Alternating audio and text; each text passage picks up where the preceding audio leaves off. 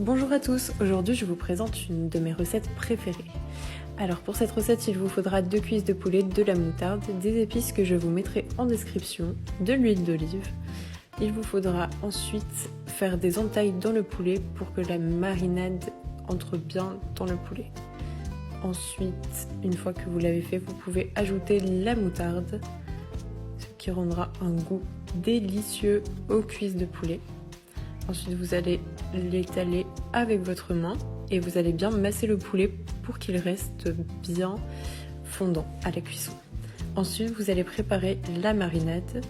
Donc vous mettez un petit peu d'huile d'olive, vous versez toutes les épices dans le récipient. Ensuite, vous allez bien mélanger et vous allez badigeonner le poulet. Vous n'oubliez pas justement de bien le mettre vers les entailles et d'en mettre également derrière en retournant le poulet. Vous allez ensuite l'enfourner à 240 degrés jusqu'à ce qu'il soit bien grillé comme vous le voyez. Ensuite vous retournez le poulet et vous allez le laisser à la même température jusqu'à ce qu'il devienne doré à l'envers aussi. Ensuite vous allez le remettre à cuire mais cette fois-ci à 180 degrés pendant environ 10 minutes. Vous allez ajouter ensuite le riz basmati. Ensuite, vous allez préparer toutes vos épices pour le riz, les petits pois, les carottes, l'huile d'olive évidemment.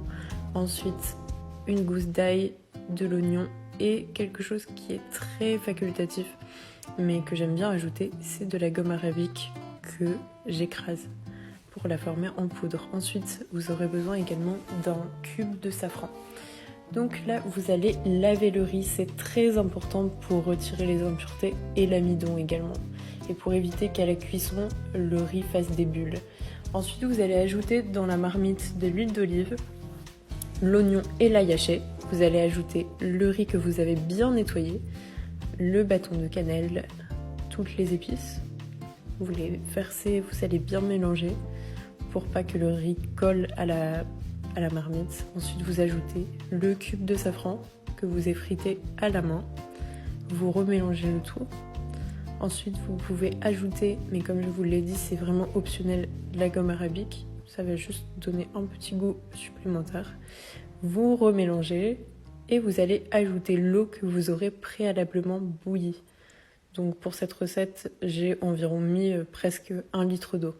Ensuite vous allez ajouter toutes les petites carottes et les petits pois que vous avez mis de côté.